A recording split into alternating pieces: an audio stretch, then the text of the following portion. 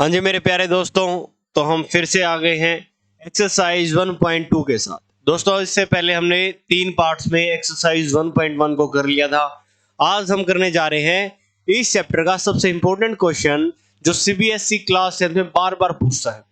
ये 3 नंबर में आता है दोस्तों, और ये बार बार रिपीट मोड पे सीबीएसई पूछता है, तो इसको आपको ध्यान से समझना है। आज तक आपने इस क्वेश्चन को स्कूल में रटा होगा, तो आज हमें समझेंगे इसका प्रॉपर मेथड क्या होता है करने का। चलिए देखते हैं। पहला question, prove that root 5 is irrational.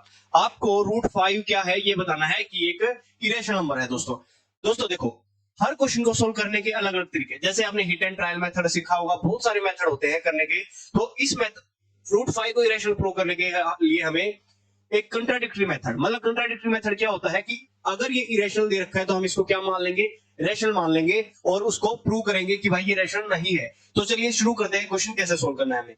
चलिए देखते हैं। Prove that root 5 is rational, तो हम सबसे पहले क्या मानेंगे, late root 5 is rational.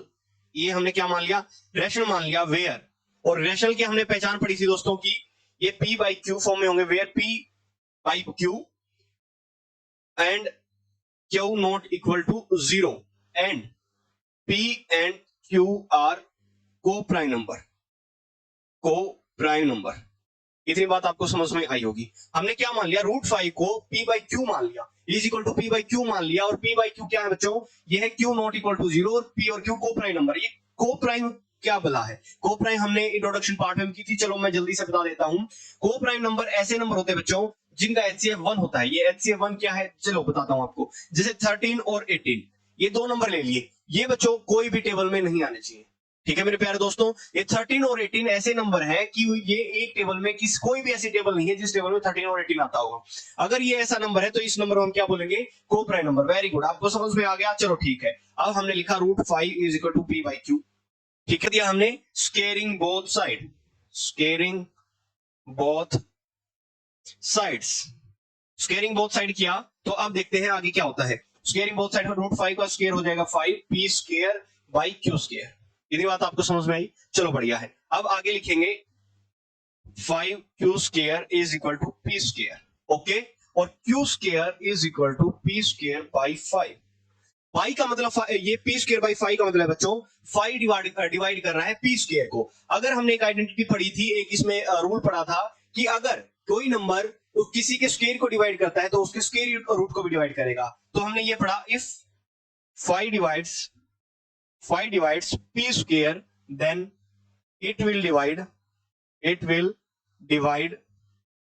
P also। ये P को भी डिवाइड करेगा, और अगर P को डिवाइड करेगा ये, तो इसका मतलब 5 फैक्टर है किसका, P का फैक्टर है। चलो फैक्टर की एक बात समझते हैं दोस्तों। हमें, मैं आपको कहता हूं 5 फैक्टर है किसी नंबर का, मान लो 5 into something is equal to 120। ठीक है, 5 into something is equal to 120। इसका मतलब क्या हुआ कि 5 कुछ मिलके 5 में कुछ हम मल्टीप्लाई करेंगे, हमें नहीं पता क्या करेंगे, पर हम 120 तक पहुंच सकते हैं, मतलब 5 फैक्टर हो गया। ऐसे ही यहाँ पे आता 5, यहाँ पे देखो आप 5 into Q square, 5 into something is equal to P square, मतलब 5 को हम कुछ नंबर से मल्टीप्लाई करेंगे तो वो P स्केयर तक पहुंच जाएगा, इसलिए 5 क्या हुआ, P स्केयर का फैक्टर हुआ। इतनी बात आपको समझ में आई। मतलब इसका सीधा सा हुआ 5 डिवाइड करता है किसको, 5 डिवाइड किसको करेगा, P को भी डिवाइड करेगा। अगर P को डिवाइड करेगा तो 5 इंटू समथिंग, 5 फैक्टर हो गया। इसका कहने का मतलब 5 into something is equal to P। तो हम यही चीज मान लेंगे बच्चों, आपको समझ में आया। अगर कोई किसी नंबर का फैक्टर है, मान लो मैं कह देता हूं 24A इज इक्वल टू 240, हम कहते हैं A की वैल्यू 24 को किसी नंबर से हम मल्टीप्लाई करेंगे तो 240 आ जाएगा, और 24 क्या है, 240 का एक फैक्टर है। चलो इतनी बात आपको समझ में आई है, चलो ठीक है। अब हम लिखते हैं बच्चों 5 अगर फैक्टर है तो late 5A is equal to P, 5A is equal to P, ये मान लिया। ये हमारी ऊपर ये वाली इक्वेशन क्या थी बच्चों, ये फर्स्ट थी। अब मैं इसको, ये जो हमने माना है 5A is equal to P, P की वैल्यू को पुट कर देंगे कहां पे, फर्स्ट इक्वेशन में,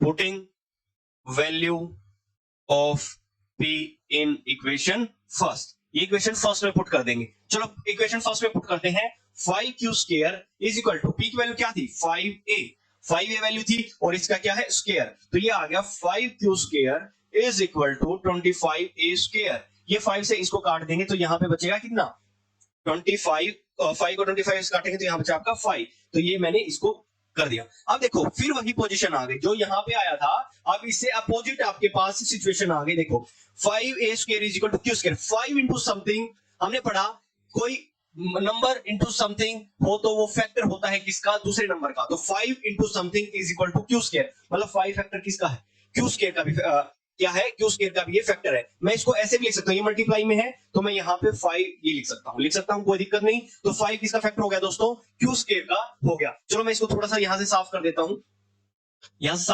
यहाँ से थोड़ा सा लिखने के लिए हमारे पास जगह नहीं बची। तो 5 किसका फैक्टर हो गया, ये क्यू का भी फैक्टर हो गया। तो इससे क्या हमने ऊपर देखो क्या लिखा था, P and Q are coprime number, ये को प्राइम नंबर है दोस्तों दोनों। अगर को प्राइम नंबर है तो इसका मतलब ये कोई भी 1 को छोड़ के किसी और नंबर से P और Q डिवाइड नहीं होंगे।